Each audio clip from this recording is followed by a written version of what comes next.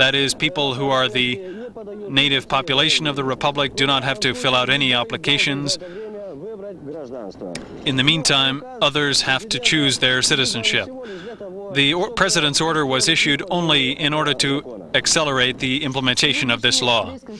Today's press conference by the Moscow government attracted great attention from journalists because it was devoted to the conflict on the streets of Moscow between policemen and demonstrators. A year ago, military trucks and armored personnel carriers blocked the path of demonstrators in a democratic meeting. Today, they blocked the path of communists. There are many explanations for this.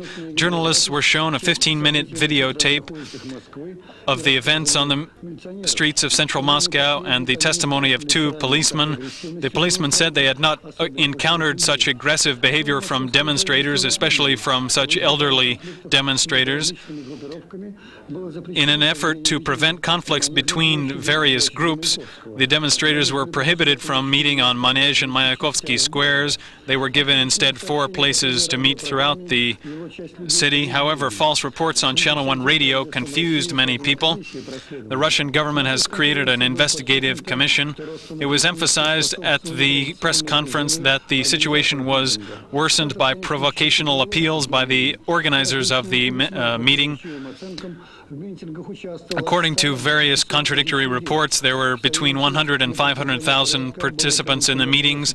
12,000 policemen and a reserve division of Interior Ministry troops were called to keep order. The journalists were given a list of the 21 injured policemen. None of them were hospitalized. According to the Moscow government, 8 meeting participants sought medical care, but it was stated here that the death of citizen Peskov of heart failure was not connected to the events of conflict on the street. Journalists were interested in the question whether further disorder can be expected from the meetings planned in Moscow for March 17th. Today in the Kremlin, the President of Russia, Mr. Yeltsin, met with the recently nominated Russian ambassador to the United States, Mr. Lukin.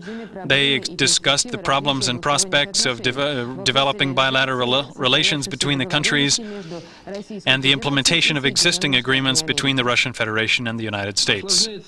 The situation in Bosnia-Herzegovina is becoming more complicated. The Serbian areas of this republic are preparing to declare an independent state there. The Croats have also declared their own autonomous region in Western Herzegovina.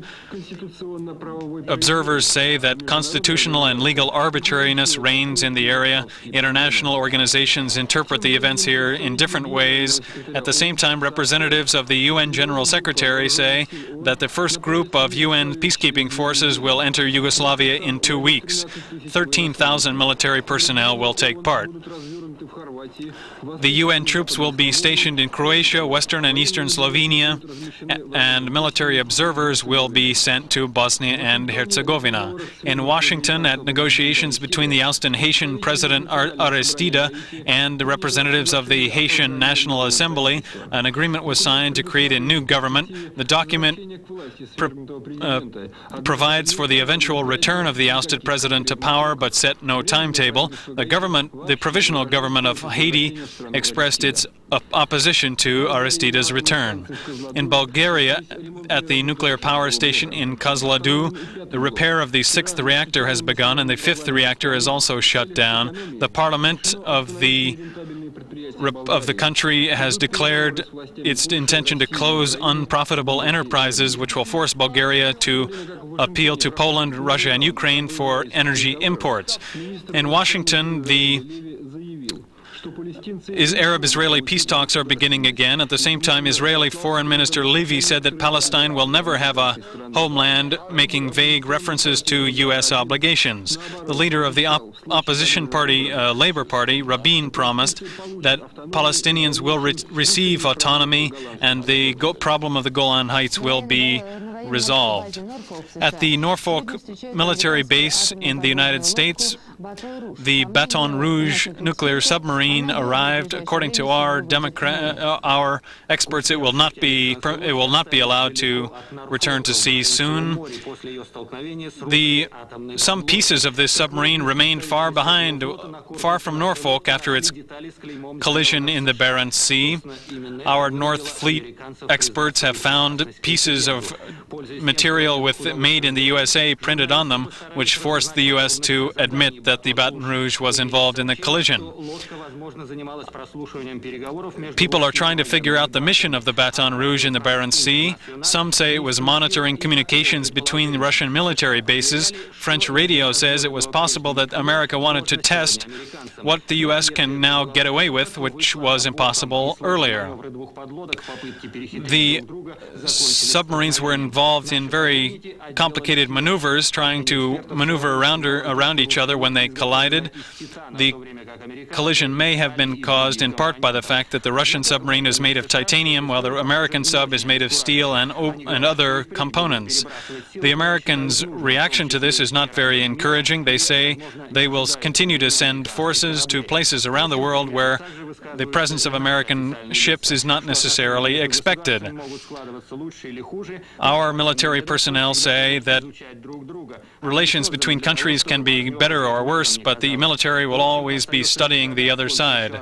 We can only guess where similar maneuvers will be held and when. We have a little time to talk about culture today. The international competition of ballet masters is underway in Moscow. People are coming from all parts of the former Soviet Union, proving that art has no borders. The goal of such competitions is always the same: to find talent among young people. This very qualified jury decided that there is talent present here, so much in fact that several choreographers shared second and third prizes. Competitors from Vladivostok to Vilnius competed for them, and first place went to Sergei Bobrov of Moscow.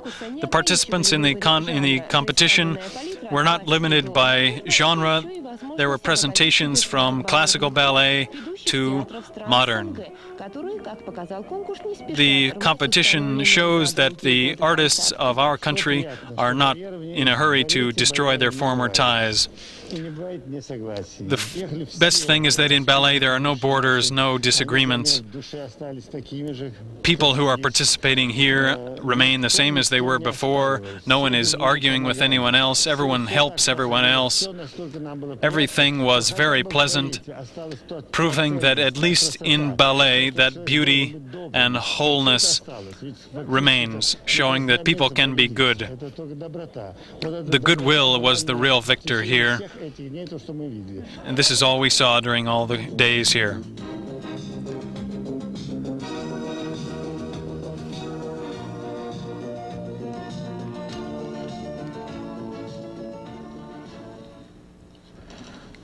Good evening. Our Olympic athletes have returned home.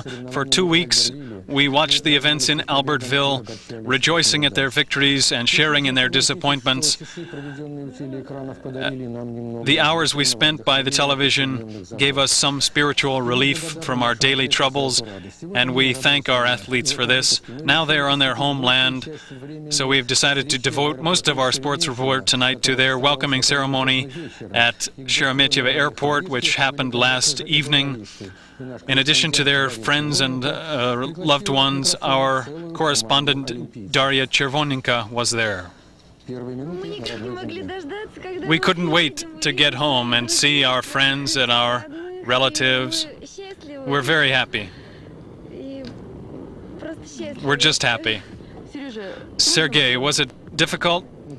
Yes, of course it was very hard, because there was huge pressure, especially because everyone in France said that the French athletes should win, so the pressure was very high. But we dealt with it, and thanks to those people who helped us and were with us in this season. Did you believe in yourself? Yes, you know, there is always belief in oneself. Sometimes it works out, but frankly, I did not believe I would perform so well. Are you happy? You know, of course, I'm happy. I've worked so many years for these medals. There were many failures, much sickness. I'm very happy. Did you think you would win? We, of course, were prepared for this race, but I couldn't predict that I could win the gold medal. I wanted, of course,